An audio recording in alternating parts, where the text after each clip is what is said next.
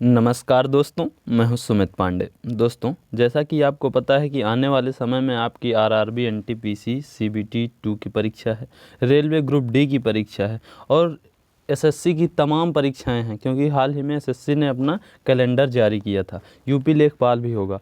इन सभी एग्जाम्स में जीएस बहुत ही महत्वपूर्ण रोल निभाता है।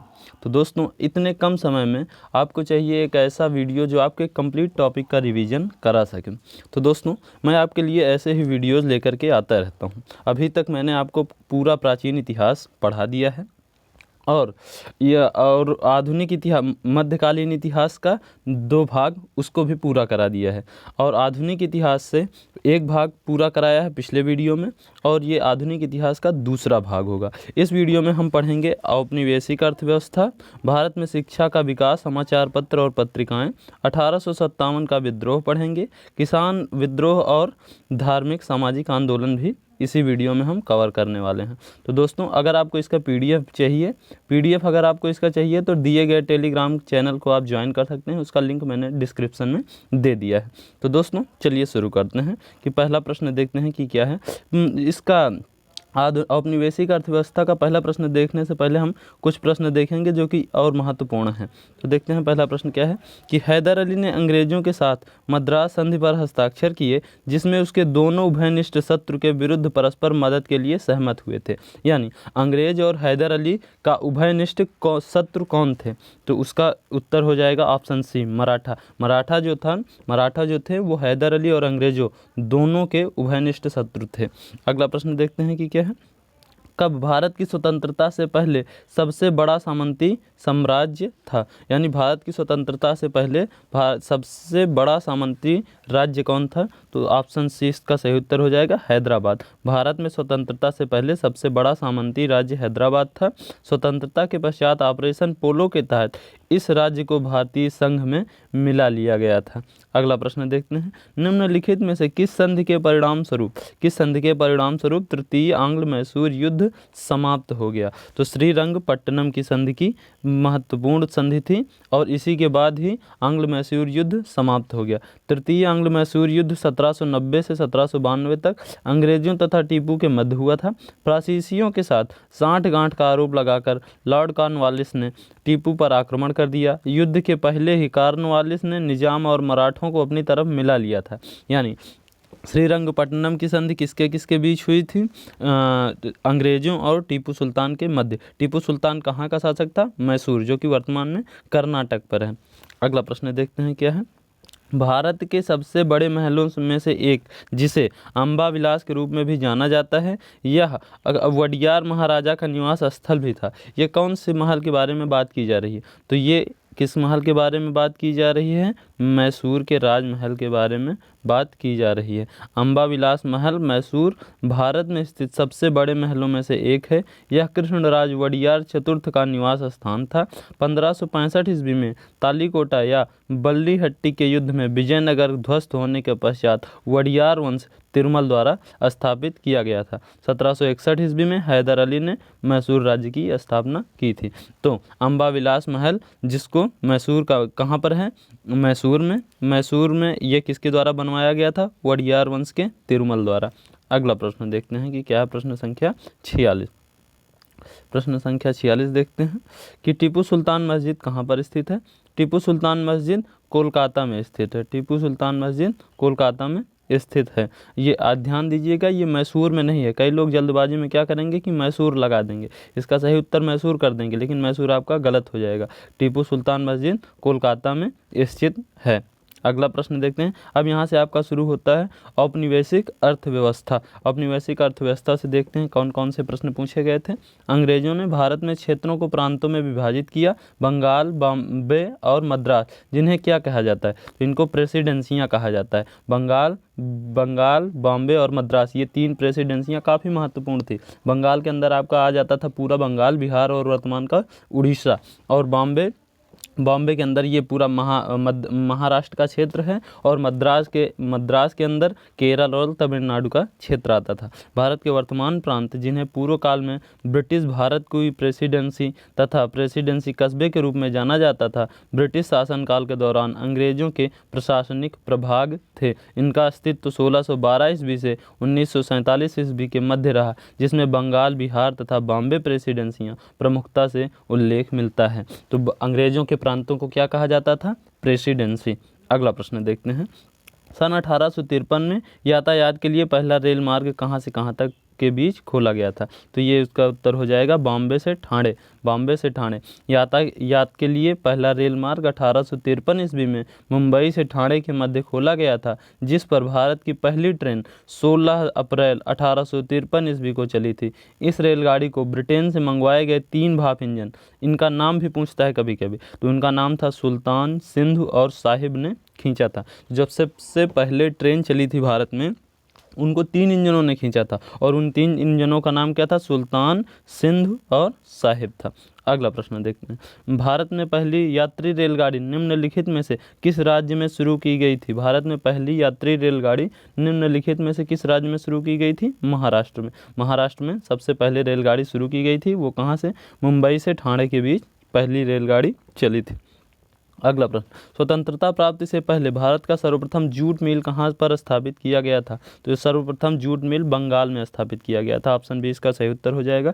स्वतंत्रता प्राप्ति से पहले भारत का सर्वप्रथम जूट मिल सिसरा, जो कि बंगाल में है, वहीं पर स्थापित किया गया था। जूट का प्रथम कारखाना सन 1855 ईस्वी में स्कॉटलैंड के एक व्यापारी जॉर्ज ऑकलैंड ने बंगाल के श्रीरामपुर के निकट स्थापित किया था। इन कारखानों की संख्या 1939 ईस्वी में बढ़कर के 103 हो गई थी। यानी 1939 ईस्वी में 103 जूट के कारखाने भारत में थे, और जिनमें से विभाजन के बाद 112 कारखाने भारत के हिस्से में आए, जबकि 102 कारखाने 112 कारखानों में से 102 कारखाने 112 कारखानों में से 102 कारखाने भारत के हिस्से में आए, जबकि 10 कारखाने पाकिस्तान को गए और पाकिस्तान के खास करके बांग्लादेश वाले हिस्से में गए। और जब 1971 में बांग्लादेश अलग हुआ तो सभी कारखाने जो तत्कालिक भारत के थे वो सब बांग्लादेश में शामिल हो गए। अगला प्रश्न देखते हैं कि चंपारण सत्याग्रह के पहले चंपारण के किसान पंचकठिया प्रणाली को अपनाते थे, जिसमें 1 बीघा भूमि के 5 कट्ठों में क्या बोया जाता था? तो पंचकठिया प्रणाली ये संबंधित ही है नील से। तो पंचकठिया प्रणाली किससे संबंधित है? नील से। तो 5 बीघा में 5 कट्ठों में विभाजित किया जाता था, जिसमें से कि 5 भाग में नील बोया जाता था। तो पंचकठिया नामक व्यवस्था में 1 बीघा जमीन की खेती में 5 कट्ठे में नील की खेती करना अनिवार्य बना दिया गया था, और इस व्यवस्था से किसान बहुत परेशान थे। यह परेशानी विद्रोह के शकल में उभरी तथा राजकुमार शुक्ल के आग्रह पर गांधी जी ने चंपारण सत्याग्रह, जो कि 1917 में किया। तो चंपारण सत्याग्रह नील की खेती से संबंधित है। ये कहाँ पर? चंपारण में स्थित था। अगला प्रश्न देखते हैं कि क्या है, किसको बंगाल, बिहार और उड़ीसा में लॉर्ड कॉर्नवालिस द्वारा शुरू किया गया था? किस व्यवस्था को बंगाल, बिहार और उड़ीसा में लॉर्ड कॉर्नवालिस द्वारा शुरू किया गया था? अस्थाई बंदोबस्त को। ऑप्शन है इसका सही उत्तर हो जाएगा। लॉर्ड कॉर्नवालिस द्वारा 1793 ईस्वी में बंगाल में अस्थाई बंदोबस्त की शुरुआत की गई। इस व्यवस्था के अनुसार जमींदार को एक निश्चित राजस्व पर राशि ईस्ट इंडिया कंपनी को प्रतिवर्ष देनी होती थी। जो जमींदार अपनी निश्चित राशि नहीं चुका पाते थे, उनकी जमींदारी नीलाम कर दी जाती थी। तो अस्थाई बंदोबस्त किसने शुरू करवाया? लॉर्ड कॉर्नवालिस ने। कब? 1793 ईस्वी में। अगला प्रश्न देखते हैं, वर्ष 1793 ईस्वी में बंगाल, बिहार और उड़ीसा में कौन सी व्यवस्था शुरू की गई थी? तो 1793 ईस्वी में अस्थाई बंदोबस्त शुरू किया गया था। द्वैध शासन की समाप्ति के पश्चात सन 1772 ईस्वी में बंगाल में इजारेदारी प्रथा की शुरुआत हुई थी, जबकि लॉर्ड कॉर्नवालिस द्वारा 1793 ईस्वी में अस्थाई बंदोबस्त बिहार, बंगाल तथा उड़ीसा में लागू किया गया। जबकि रैयतवाड़ी व्यवस्था 1792 में मुख्य रूप से मद्रास और बम्बई में शुरू की गई थी। महालवाड़ी व्यवस्था 1833 ईस्वी में अवध, आगरा और पंजाब तथा मध्य प्रांत के अन्य क्षेत्रों में लागू की गई थी। तो अस्थाई बंदोबस्त कब शुरू किया गया? 1793 ईस्वी में। किसके द्वारा? लॉर्ड कॉर्नवालिस के द्वारा। अगला प्रश्न देखते हैं, वर्तमान के पश्चिमी उत्तर प्रदेश, मध्य प्रदेश और पंजाब के कुछ हिस्सों में 1830 में किसको शुरू किया गया था, यानी किस व्यवस्था को शुरू किया गया था। इस कौन सी व्यवस्था थी, महालवाड़ी। ऑप्शन सी इसका सही उत्तर हो जाएगा। महालवाड़ी व्यवस्था का प्रस्ताव सर्वप्रथम हाल्ट मैकेंजी, ये पूछता है कि महालवाड़ी व्यवस्था से संबंधित हैं तो ये हाल्ट मैकेंजी संबंधित हैं, और इसी को महालवाड़ी व्यवस्था का नाम दिया गया था। इस व्यवस्था में क्या था कि भू राजस्व का निर्धारण प्रत्येक ग्राम महाल के आधार पर विभाजित किया जाता था। वर्तमान के पश्चिमी उत्तर प्रदेश, मध्य प्रदेश और पंजाब के कुछ हिस्सों में 1830 ईस्वी में लॉर्ड हेस्टिंग्स के द्वारा शुरू किया गया था। इसके तहत कुल 30% भूमि सम्मिलित थी, यानी ब्रिटिश भारत की 30% भूमि महालवाड़ी व्यवस्था के अंतर्गत लाई गई थी। अगला प्रश्न देखते हैं, रैयतवाड़ी व्यवस्था किस वर्ष में शुरू की गई थी। तो रैयतवाड़ी व्यवस्था 1820 ईस्वी में शुरू की गई थी। ऑप्शन बी सही इसका उत्तर हो जाएगा। रैयतवाड़ी व्यवस्था 1792 ईस्वी में मद्रास प्रेसिडेंसी के बारामहल जिले में सर्वप्रथम कर्नल रीड के द्वारा लागू की गई थी। रैयतवाड़ी व्यवस्था के प्रारंभिक प्रयोग के बाद मुनरो ने इसे 1820 में संपूर्ण भारत में लागू कर दिया गया, संपूर्ण ब्रिटिश भारत में लागू कर दिया गया था। अगला प्रश्न देखते हैं, प्रश्न संख्या 56 क्या हो जाता है। आधुनिक भारत के इतिहास के तहत रैयतवाड़ी व्यवस्था को मद्रास में कब शुरू किया गया था। रैयतवाड़ी व्यवस्था को कहाँ और मद्रास में शुरू किया गया था, बम्बई और मद्रास। ऑप्शन ए सही उत्तर हो जाएगा कि रैयतवाड़ी व्यवस्था को बम्बई और मद्रास में शुरू किया गया था। अगला प्रश्न देखते हैं, किसने इजारेदारी व्यवस्था की शुरुआत की, जिसके अनुसार राजस्व एकत्र करने का अधिकार उच्च बोली लगाने वालों को 5 साल की अवधि के लिए दिया गया था। यानी ये पूछना चाह रहा है कि इजारेदारी व्यवस्था किस अंग्रेज गवर्नर के द्वारा शुरू की गई थी, तो वो कौन था, वारेन हेस्टिंग्स। 1772 ईस्वी में वारेन हेस्टिंग्स ने नई भू राजस्व पद्धति लागू की, जिसको इजारेदारी प्रथा के नाम से जाना जाता है। इस पद्धति को अपनाने का मुख्य उद्देश्य अधिक भू राजस्व वसूल करना था। इसकी इजारेदारी व्यवस्था की 2 प्रमुख विशेषताएं थी कि इसको 5 वर्ष के ठेके पर दिया जाता था। समझ लीजिए कि ऐसे कि आपकी ज़मीन है, किसी गांव की ज़मीन है, और कोई सबसे ज़्यादा बोली जो लगाता है उसी को 5 साल के लिए दे दिया जाता था कि आप इस पर दीजिए और इस पर लगान दीजिए जो आपने बोली लगाई है। अगला प्रश्न देखते हैं, यहाँ से आपका शुरू होता है आधुनिक भारत में शिक्षा का विकास, और इस पर देखो कौन कौन सा प्रश्न पूछा गया था। भारत में शिक्षा की प्रगति की समीक्षा हेतु विलियम हंटर समिति का गठन किया गया था, जो कब किया गया था। भारत में शिक्षा की प्रगति की समीक्षा हेतु हंटर आयोग का गठन 1882 में हुआ था। ऑप्शन ए इसका सही उत्तर हो जाएगा। हंटर शिक्षा आयोग की स्थापना ब्रिटिश शासनकाल में लॉर्ड रिपन के दौरान 1882 में की गई थी। अगला प्रश्न देखते हैं, भारत में पश्चिमी शिक्षा एवं अंग्रेजी भाषा शुरू करने के लिए वकालत किसने की थी। तो ऑप्शन 20 का सही उत्तर हो जाएगा कि राजा राम मोहन राय। राजा राम मोहन राय जी ने भारत में अंग्रेजी शिक्षा और अंग्रेजी भाषा को लागू करने की वकालत की थी। यानी ये राजा राम मोहन राय जी चाहते थे कि भारत में भी पश्चिमी शिक्षा और अंग्रेजी भाषा शुरू की जाए, ताकि भारत के लोगों को भी पूरी दुनिया से इंटरेक्शन का मौका मिले।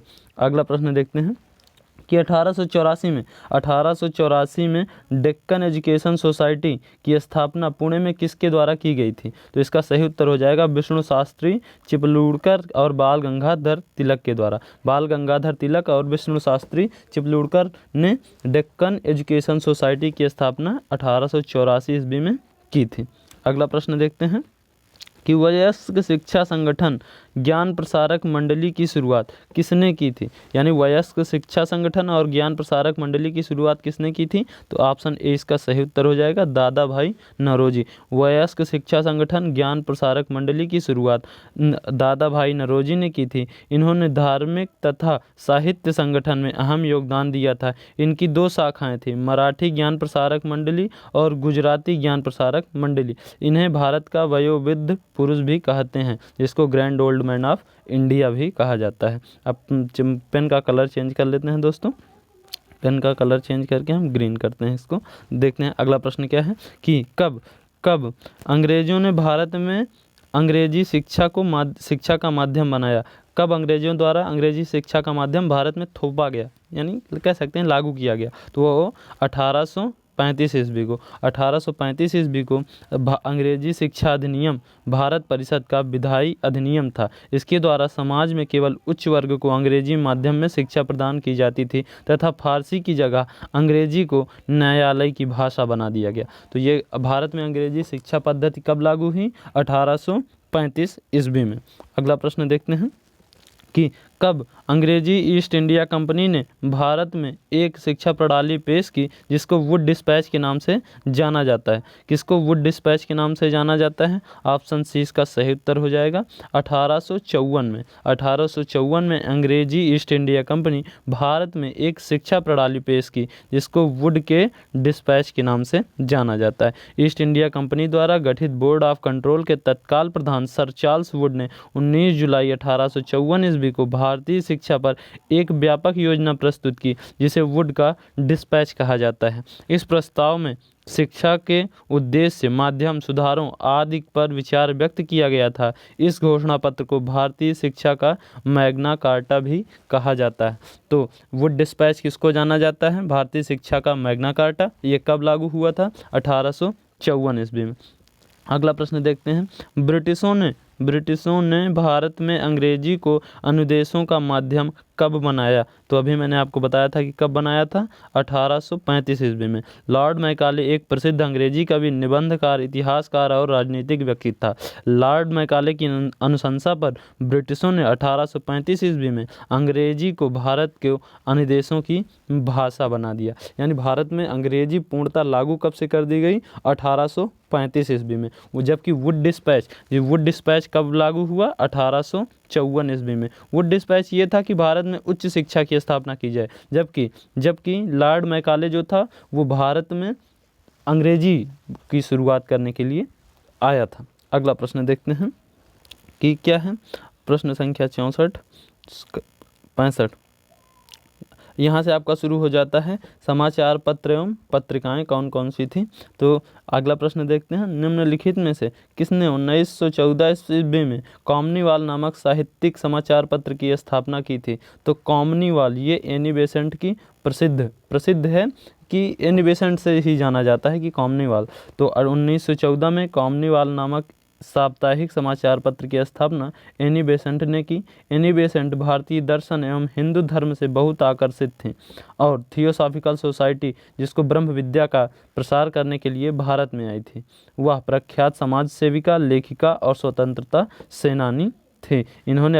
इनको आयरन लेडी भी कहा जाता था। तो एनी बेसेंट किससे संबंधित हैं? कॉमनीवाल क्या थी? एक साप्ताहिक समाचार पत्रिका थी। अगला प्रश्न देखते हैं कि वर्ष 1778 ईस्वी में अंग्रेजों ने भारत में पहली प्रिंटिंग प्रेस की स्थापना कहाँ पर की थी? पहली प्रिंटिंग प्रेस की स्थापना कहाँ पर की गई थी? कोलकाता में। कब? 1778 ईस्वी में। ऑप्शन बी इसका सही उत्तर हो जाएगा। अंग्रेजों ने सन 1788 ईस्वी में भारत के कलकत्ता शहर में पहली प्रिंटिंग प्रेस की स्थापना की, जिसमें जेम्स ऑगस्ट हिक्की द्वारा 1780 ईस्वी में प्रकाशित द बंगाल गजट को भारत का पहला अखबार माना जाता है। तो द बंगाल गजट भारत का पहला अखबार था। किसके द्वारा शुरू किया गया था? जेम्स ऑगस्ट हिक्की के द्वारा। लेकिन पहली प्रिंटिंग प्रेस की स्थापना कब हुई थी? 1778 ईस्वी में। और ईस्ट इंडिया कंपनी ने 1684 ईस्वी में बम्बई में अपना प्रथम प्रिंटिंग प्रेस स्थापित किया था। ठीक है, अगला प्रश्न देखते हैं, मराठी समाचार पत्र केसरी की स्थापना किसने की थी? तो केसरी ये संबंधित हैं बाल गंगाधर तिलक जी से। तो केसरी का अर्थ होता है शेर। केसरी मराठी भाषा का समाचार पत्र है जिसकी स्थापना 1881 ईस्वी में बाल गंगाधर तिलक ने की थी। इस पत्र का उपयोग भारतीय स्वतंत्रता संग्राम को वाणी देने के लिए किया गया था। यह समाचार पत्र आज भी तिलक जी के वंशजों के द्वारा केसरी मराठा ट्रस्ट द्वारा प्रकाशित होता है। तो मराठी पत्रिका केसरी किससे संबंधित थी? बाल गंगाधर तिलक से। यह किस भाषा में थी? केसरी मराठी भाषा में थी।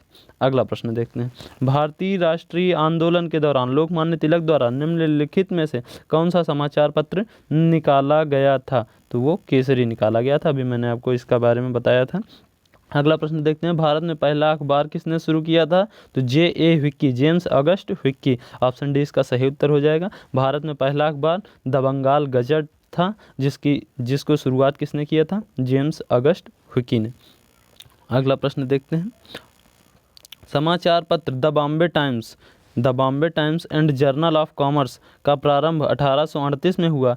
बाद में इसका नाम बदल करके द टाइम्स ऑफ इंडिया कर दिया गया। यानी द टाइम्स ऑफ इंडिया कब नाम पड़ा, जो कि पहले किस नाम से जाना जाता था? The Bombay and commerce of India.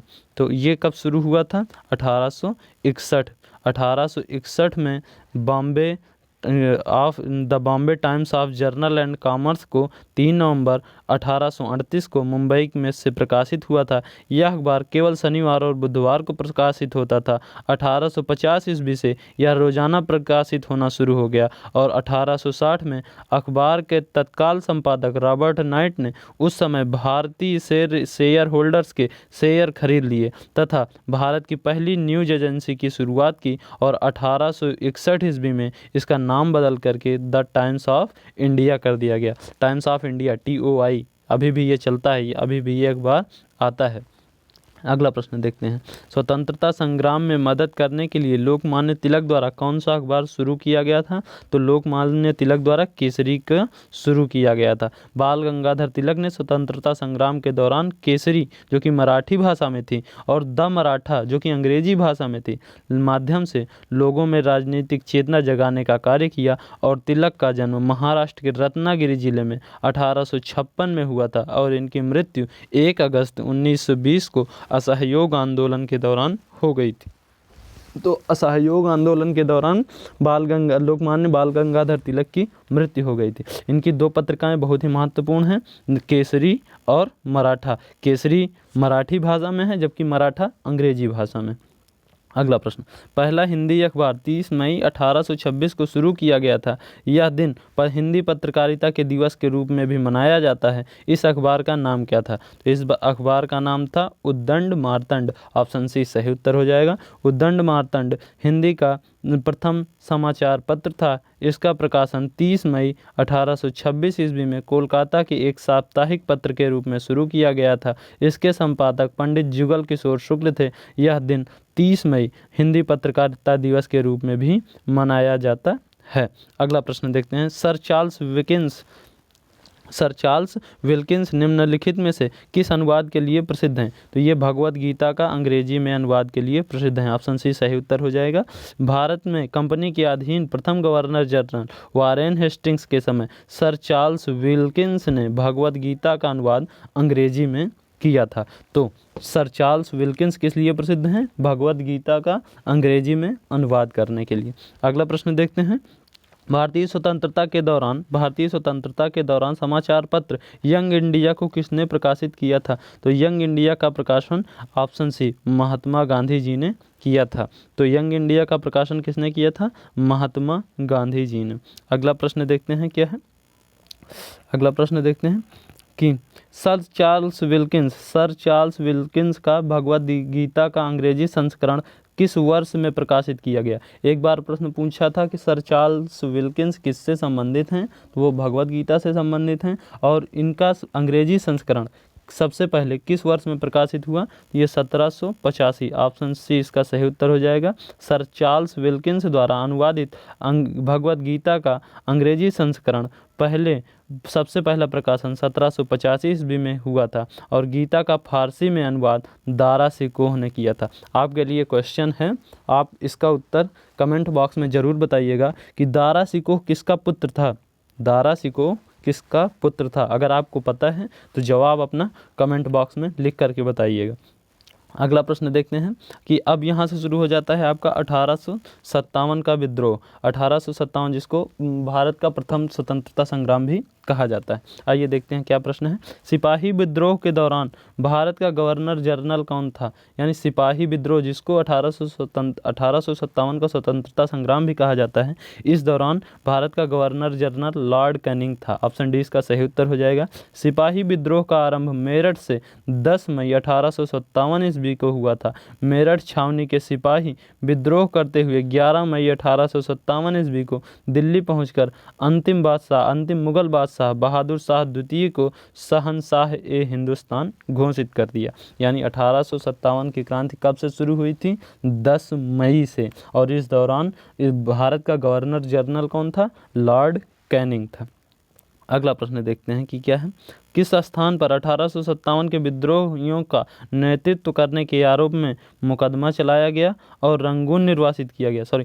किस पर, यानी किस व्यक्ति की बात की जा रही है? किस व्यक्ति पर 1857 विद्रोह के दौरान विद्रोहियों का नेतृत्व करने के आरोप में मुकदमा चलाया गया और रंगून भेज दिया गया, जहां पर उसका देहांत हो गया 1862 ईस्वी में? वो कौन था? बहादुर शाह जफर। अंतिम मुगल बादशाह था ये बहादुर शाह जफर। 1857 ईस्वी के विद्रोह का नेतृत्व किया था और 12 मई 1857 ईस्वी को बहादुर शाह जफर को भारत का बादशाह घोषित किया गया था। बाद में इन पर मुकदमा चला करके रंगून, जिसको बर्मा म्यांमार भेज दिया गया था, जहां पर 1862 में बहादुर शाह की मृत्यु हो गई। तो अंतिम मुगल बादशाह कौन था? बहादुर शाह जफर। इसको कहां भेज दिया गया? रंगून, जो कि वर्तमान में म्यांमार और बर्मा में है। अगला प्रश्न देखते हैं कि कब एक बड़ी हलचल हुई जिसने ब्रिटिश साम्राज्य की नींव हिला करके रख दिया और इसे अक्सर स्वतंत्रता का पहला युद्ध भी कहा जाता है? तो ये 1857 की क्रांति को स्वतंत्रता का पहला युद्ध कहा जाता है।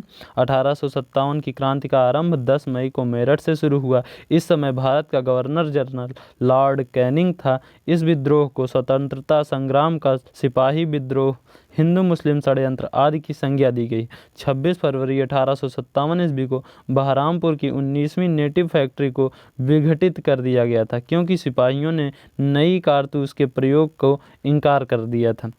और 10 मई 1857 को मेरठ में पूरी भारतीय सेना ने विद्रोह कर दिया और अपने अधिकारियों पर गोली चलाई। विद्रोहियों ने 12 मई 1857 ईस्वी को दिल्ली पर अधिकार कर लिया तथा बहादुर शाह द्वितीय को भारत का सम्राट घोषित किया। इसके बाद यह विद्रोह अवध, रुहेलखंड, पश्चिम बिहार तथा उत्तर प्रदेश प्रांतों में फैल गया। अगला प्रश्न देखते हैं कि सिपाही बगावत कहाँ से शुरू हुई थी? ये प्रश्न आसान से हैं। सिपाही बगावत मेरठ से शुरू हुई। ऑप्शन डी इसका सही उत्तर हो जाएगा। भारतीय स्वतंत्रता का पहला युद्ध किस वर्ष में लड़ा गया था? तो वो 1857। ऑप्शन बी इसका सही उत्तर हो जाएगा। अगला प्रश्न है कब एक प्रमुख काया पलट हुई जिसने ब्रिटिश शासन की नींव को हिलाकर रख दिया और इसे अक्सर स्वतंत्रता का पहला युद्ध कहा जाता है? तो वो कब हुआ था? 1857 में। अगला प्रश्न है निम्नलिखित में से किसे भारतीय आज़ादी के युद्ध के रूप में वर्णन किया गया था? तो 1857 के विद्रोह को। 1857 के विद्रोह को भारतीय आज़ादी के युद्ध में वर्णन किया गया था। अगला प्रश्न देखते हैं। अंग्रेजों से लड़ते हुए रानी लक्ष्मीबाई 1858 को शहीद हुई थी। तो दिन कौन सा था? वो दिन एक्चुअली था 17 जून। यहाँ पर होना चाहिए था 17 जून। आइए देखते हैं इसका डिस्क्रिप्शन क्या है। रानी लक्ष्मीबाई का जन्म 19 नवंबर 1835 ईस्वी को काशी में हुआ था। इनके पिता मोरोपंत तांबे थे और 14 वर्ष की आयु में इनका विवाह झांसी के महाराज गंगाधर राव से हुआ था। झांसी में 1857 के विद्रोह का नेतृत्व रानी लक्ष्मीबाई ने किया था। इन्होंने अंग्रेजों का डटकर मुकाबला किया और अंततः 17 जून, ये देखो 17 जून इसका सही उत्तर होना चाहिए था, ऑप्शन डी। लेकिन देखो ये आरआरबी ने इस प्रश्न को निरस्त भी कर दिया था। अगला प्रश्न देखते हैं कि क्या है। अंग्रेजों से लड़ते हुए रानी लक्ष्मीबाई किस सन में शहीद हो गई थी? तो रानी लक्ष्मीबाई 1858 को शहीद हो गई थी, 17 जून 1858 में। अगला प्रश्न है ब्रिटिश से लड़ते हुए रानी लक्ष्मीबाई का देहांत कहाँ पर हुआ था? तो रानी लक्ष्मीबाई का देहांत कहाँ पर हुआ था? ग्वालियर, एमपी के ग्वालियर में इनका देहांत हुआ था। जनरल हीरोज से ये लड़ रही थी और वहीं पर इनका देहांत हो गया था। अगला प्रश्न है 1857 के विद्रोह में इन निम्न में से किसने भाग नहीं लिया था? रानी लक्ष्मीबाई ने भाग लिया था, नाना साहेब ने भाग लिया था, तात्या टोपे ने भाग लिया था। लेकिन ऑप्शन बी इसका सही उत्तर हो जाएगा। भगत सिंह 1857 के विद्रोह में नहीं थे। अगला प्रश्न देखते हैं। प्रश्न संख्या देखते हैं कि क्या है। सिपाही का विद्रोह, स्पाई म्यूटिनी जिसको कहा जाता है, 1857 में कहाँ से शुरू हुआ था? तो ये कहाँ से शुरू हुआ था? मेरठ से। ऑप्शन बी इसका सही उत्तर हो जाएगा। 1857 की सबसे महत्वपूर्ण एवं पहली घटना बैरकपुर छावनी में हुई थी। बैरकपुर कहाँ पर है? पश्चिम बंगाल में है। और 29 मार्च 1857 ईस्वी को मंगल पांडे नाम के एक सिपाही ने गाय एवं सुअर की चर्बी से तैयार कारतूस का प्रयोग करने से इनकार कर दिया और अपने उच्च अधिकारी की हत्या कर दी। 8 अप्रैल 1857 ईस्वी को मंगल पांडे को फांसी दे दी गई। तो फांसी पर चढ़ने वाले प्रथम आदमी कौन थे आज़ादी के लिए? तो वो कौन थे? 1857 में 8 अप्रैल को मंगल पांडे जी थे।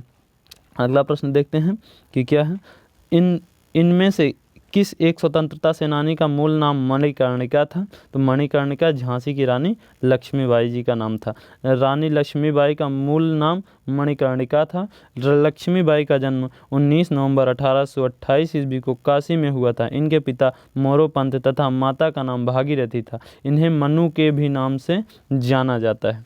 अगला प्रश्न है, भारत में ब्रिटिश साम्राज्य का प्रत्यक्ष शासन कब अधीन आ गया था? यानी कब से एकदम डायरेक्ट जो था वो भारत का शासन वो ब्रिटिशों के हाथ में चला गया था? वो कब हुआ था? 1858 में। 1857 की क्रांति के बाद ही 1858 में सीधा भारत पर अधिकार हो गया था ब्रिटेन के शासन का। तो भारत सरकार अधिनियम 1858 के तहत ब्रिटिश ईस्ट इंडिया शासन की जिम्मेदारी ब्रिटिश क्राउन को सौंप दी गई और भारत का गवर्नर जनरल अब वायसराय कहा जाने लगा। ये प्रश्न पूछा जाता है कि भारत का गवर्नर जनरल कब से वायसराय कहा जाने लगा? तो इसका उत्तर हो जाएगा 1858 में, और ब्रिटिश साम्राज्य के प्रत्यक्ष शासन के अधीन आ गए। अब देखते हैं किसान विद्रोह और किसान आंदोलन से जुड़े प्रश्न कौन कौन से हैं। अगला प्रश्न है कि बंगाल में किसकी खेती के कारण 1859-60 में विद्रोह शुरू हुआ था? तो कौन सी खेती के कारण? वो नील की खेती के कारण। नील की खेती के कारण ऑप्शन ए इसका सही उत्तर हो जाएगा। बंगाल के नादिया जिले के गोविंदपुर गांव के किसानों से जबरन नील की खेती कराए जाने के विरोध में 1859-60 में विद्रोह शुरू हुआ। नील उत्पादक किसानों को एक मामूली सी रकम दे करके उनका करारनामा लिखवा लिया जाता था और जो बाजार भाव से बहुत कम हुआ करता था। यह प्रथा ददनी प्रथा कहलाती है। यानी ये भी पूछा जाता है कि ददनी प्रथा किससे संबंधित है? तो वो नील की खेती से संबंधित है। 1860 ईस्वी में सरकार ने नील आयोग की रिपोर्ट के आधार पर नील की खेती को बंद करा दी। यह आंदोलन अपनी एकता, अनुशासन और संगठन के कारण सफल रहा। तो नील की खेती किससे संबंधित थी? ददनी प्रथा से। अगला प्रश्न देखते हैं क्या है कि किसके द्वारा निम्नलिखित नील दर्पण में अंग्रेजों के हाथों नील की खेती करने वाले किसानों की दशा और उनके शोषण की व्याख्या की गई है? तो नील दर्पण ये पूछ रहा है कि नील दर्पण किसने लिखा था? तो नील दर्पण के रचनाकार कौन थे? दीनबंधु मित्र। ऑप्शन डी इसका सही उत्तर हो जाएगा। 1858-59 ईस्वी में दीनबंधु मित्र द्वारा रचित नील दर्पण बांग्ला का एक प्रसिद्ध नाटक है। इसका प्रकाशन 1860 ईस्वी में किया गया था। इस पुस्तक में बंगाल में नील की खेती करने वाले किसानों पर अंग्रेजों द्वारा शोषण एवं अत्याचार की व्याख्या की गई है। तो नील दर्पण किसने लिखा था? दीनबंधु मित्रा ने। और किस विषय पर आधारित था? नील की जबरन खेती पर ये आधारित था। अगला प्रश्न है 1928 ईस्वी में बारदोली 1928 ईस्वी में बारदोली सत्याग्रह अंततः किसके नेतृत्व में किया गया था? तो बारदोली सत्याग्रह सरदार वल्लभ भाई पटेल। ये बारदोली कहाँ पर है? गुजरात में है। आइए देखते हैं इसका डिस्क्रिप्शन क्या है। बारदोली सत्याग्रह वर्ष 1928 ईस्वी में गुजरात में हुआ था। यह एक प्रमुख किसान आंदोलन था जिसका नेतृत्व वल्लभ भाई पटेल ने किया था। यह सत्याग्रह आंदोलन सफल होने के बाद वहाँ की महिलाओं ने यानी बारदोली की महिलाओं ने वल्लभ भाई पटेल जी को सरदार की उपाधि दी थी। यानी 1928 से ही वल्लभ भाई पटेल सरदार वल्लभ भाई पटेल के नाम से जाने गए। और इस आंदोलन का मुख्य कारण क्या था कि सरकार 30% टैक्स वसूलती थी और जिसको आंदोलन के बाद 6% कर दिया गया। तो बारदोली सत्याग्रह सरदार वल्लभ भाई पटेल से संबंधित है। बारदोली सत्याग्रह कब हुआ था? 1928 में। और इसी सत्याग्रह के बाद वल्लभ भाई पटेल जी को सरदार वल्लभ भाई पटेल के नाम से जाना गया। अगला प्रश्न देखते हैं कि भारतीय राष्ट्रीय आंदोलन के दौरान प्रसिद्ध उपन्यास आनंद मठ किसने लिखा था? तो आनंद मठ के रचयिता थे बंकिम चंद्र चट्टोपाध्याय। ऑप्शन सी सही उत्तर हो जाएगा। भारत की प्रथम स्वतंत्रता क्रांति की शुरुआत 1857 ईस्वी में उत्तर प्रदेश के मेरठ जिले में हुई। आनंद मठ पुस्तक का संबंध राष्ट्रीय आंदोलनों के साथ जोड़ा जाता है। बंकिम चंद्र चटर्जी के उपन्यास आनंद मठ का कथानक सन्यासी विद्रोह पर आधारित है। ये भी प्रश्न पूछता है कि सन्यासी विद्रोह पर कौन सी पुस्तक है, तो वो आनंद मठ है। किसके द्वारा लिखी गई है? बंकिम चंद्र चट्टोपाध्याय के द्वारा। दोस्तों अब यहाँ से शुरू होता है आपका जनजातीय और कुछ अन्य प्रमुख आंदोलन। तो वो देखते हैं कौन सा है। त्रावणकोट के दीवान कौन थे जिन्होंने 1808 में एक विद्रोह का नेतृत्व किया और उन्हें सार्वजनिक रूप से फांसी दी गई? त्रावणकोट ये केरला का एक रियासत थी। तो वो कौन थे? वेलुथम्पी जी थे। ऑप्शन ए इसका सही उत्तर हो जाएगा। त्रावणकोट के दीवान वेलुथम्पी ने केरल में अंग्रेजों के विरुद्ध 1808 ईस्वी में आंदोलन का नेतृत्व किया था और वर्ष 1805 ईस्वी में गवर्नर जनरल द्वारा त्रावणकोट केरल के महाराजा को सहायक संधि के लिए विवश करने पर त्रावणकोट रियासत के दीवान वेलुथम्पी ने ब्रिटिशों के विरुद्ध विद्रोह कर दिया और इस विद्रोह को वेलुथम्पी के विद्रोह के नाम से भी जाना जाता है। अगला प्रश्न, वेलुथम्पी दलवा किस भारतीय रियासत से जुड़े थे? उन्होंने अंग्रेजों के विरुद्ध विद्रोह के लिए जाना जाता है। तो वो कौन सी रियासत से थे? त्रावणकोट की रियासत से थे। अगला प्रश्न देखते हैं दोस्तों कि अगला प्रश्न क्या है। अगला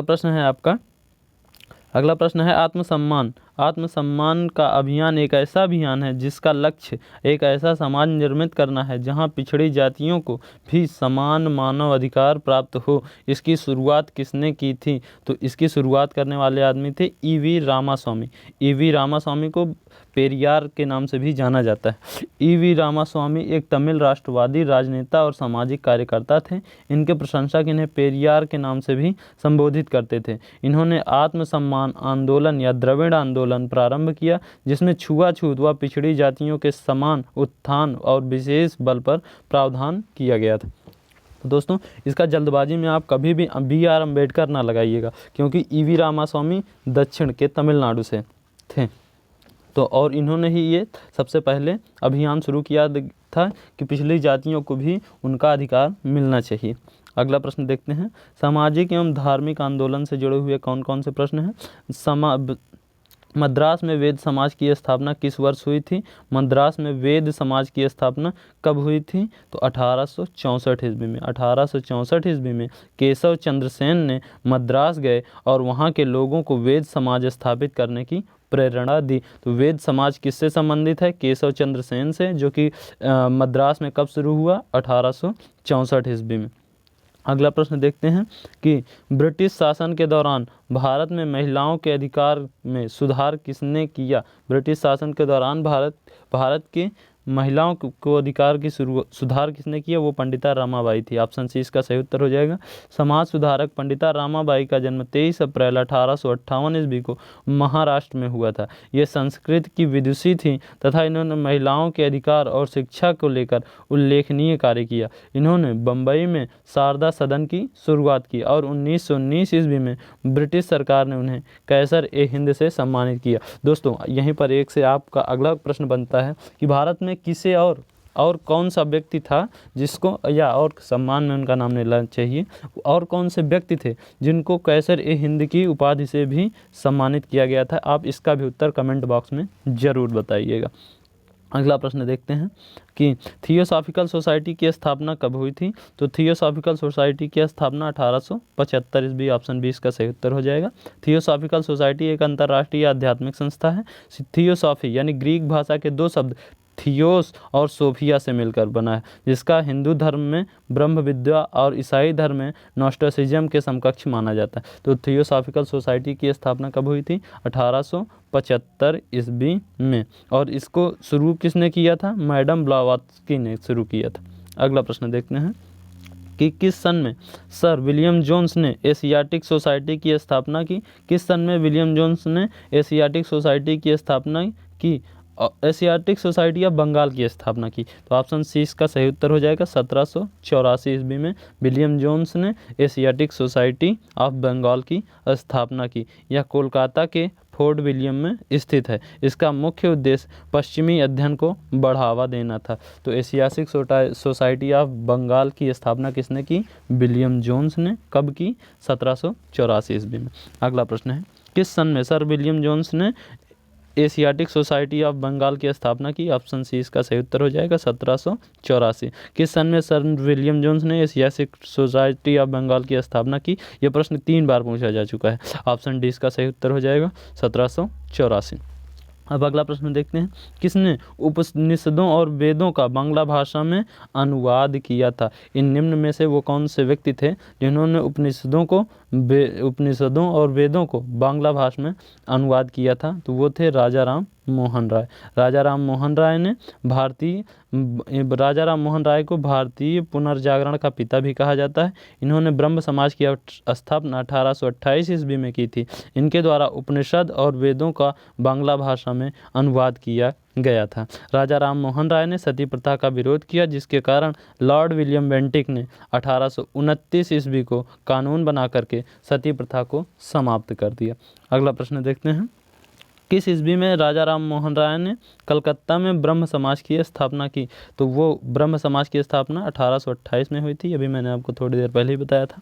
राजा राम मोहन राय का जन्म 1772 ईस्वी में पश्चिम बंगाल के हुगली जिले के राधानगर गांव में हुआ था। इन्होंने भारत में नव जागरण आंदोलन चलाया और समाज में फैली कुरीतियों का विरोध किया और 1828 में इन्होंने कलकत्ता में ब्रह्म समाज की स्थापना की, जिसे बाद में ब्रह्म समाज कहा गया। लेकिन इन्होंने सबसे पहले ब्रह्म सभा की स्थापना की थी, जिसका नाम बदल के ब्रह्म समाज हो गया। तो ब्रह्म समाज की स्थापना कब हुई? 1828 में। किसके द्वारा? राजा राम मोहन राय के द्वारा। अगला प्रश्न है, ब्रह्म समाज के संस्थापक कौन थे? तो वही हो जाएगा आपका राजा राम मोहन राय। ऑप्शन ए सही उत्तर। प्रार्थना समाज की स्थापना 1867 में किसने की? तो प्रार्थना समाज की स्थापना आत्माराम पांडुरंग ने और गोविंद रनाडे, दो लोग प्रार्थना समाज से जुड़े हुए थे। वो कौन थे? गोविंद रनाडे और आत्माराम पांडुरंग। इसकी स्थापना कब हुई? 1867 ईस्वी में। अगला प्रश्न देखते हैं, प्रश्न संख्या 107। अगला प्रश्न है, the servant of India society के संस्थापक कौन थे? तो the servant of India society के संस्थापक जीके गोखले यानी गोपाल कृष्ण गोखले थे।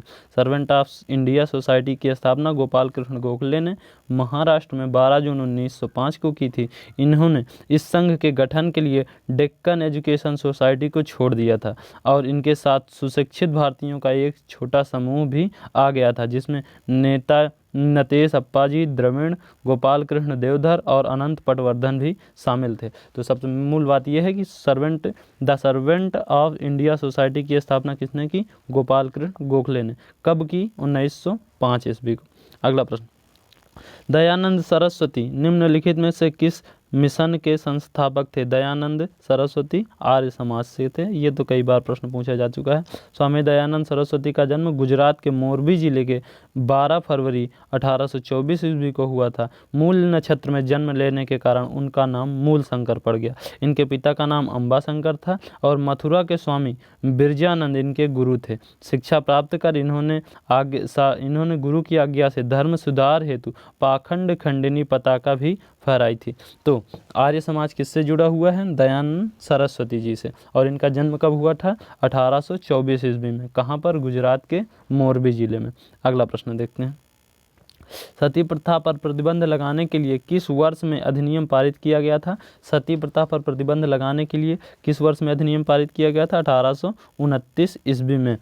तो ये दोस्तों, अब मैं आपको इसका डिस्क्रिप्शन नहीं बताऊंगा, आपको बताना है। अभी मैंने थोड़ी देर पहले ही इसको बता दिया है कि सती प्रथा को ख़त्म करने वाला अंग्रेज गवर्नर कौन था। आपको इसका उत्तर कमेंट बॉक्स में बताना है। ये सती प्रथा के खिलाफ आंदोलन तो राजा राम मोहन राय ने शुरू किया था, लेकिन इसको कानूनी रूप से वैध बनाने वाला, सती प्रथा को ख़त्म करने के लिए कानूनी रूप से वैध बनाने वाला अंग्रेज अधिकारी कौन था? अंग्रेज गवर्नर कौन था? अगला प्रश्न देखते हैं, निम्नलिखित में से किसने हिंदू धर्म के कई अनुष्ठानों के खिलाफ प्रचार किया, जैसे कि मूर्ति पूजा, जन्म से जाति, पशु बलि और वेदों को पढ़ने के लिए महिलाओं पर प्रतिबंध। यानी ये सब जो कुरीतियाँ थी इसको ख़त्म करने के लिए किसने शुरुआत की, तो वो दयानंद सरस्वती थे। सर दयानंद सरस्वती ने आर्य समाज की स्थापना की और इन्होंने कहा कि वेदों की ओर लौटो और वेद ही समग्र ज्ञान के स्रोत हैं। ये भी प्रश्न पूछा, हम अक्सर तो याद कर लेते हैं कि वेदों की ओर लौटो किसने कहा था, तो वो तो दयानंद सरस्वती जी हो जाएंगे, लेकिन इनका एक और कथन है कि वेद ही समग्र ज्ञान के स्रोत हैं, वेद ही समग्र ज्ञान के स्रोत हैं। अगला प्रश्न देखते हैं कि क्या है। अगला प्रश्न है आपका, दोस्तों यहाँ पर ख़त्म हो जाता है प्रश्न आपका। तो कैसा लगा आपको ये सेशन ज़रूर बताइएगा। हाँ, कमेंट करते रहिए, मैंने आपसे जो प्रश्न पूछे हैं उनका उत्तर आप कमेंट बॉक्स में बताते रहिए और चैनल को सब्सक्राइब करिए, वीडियो को लाइक करिए, शेयर करिए दोस्तों में अगर ये आपको पसंद आ रहा हो।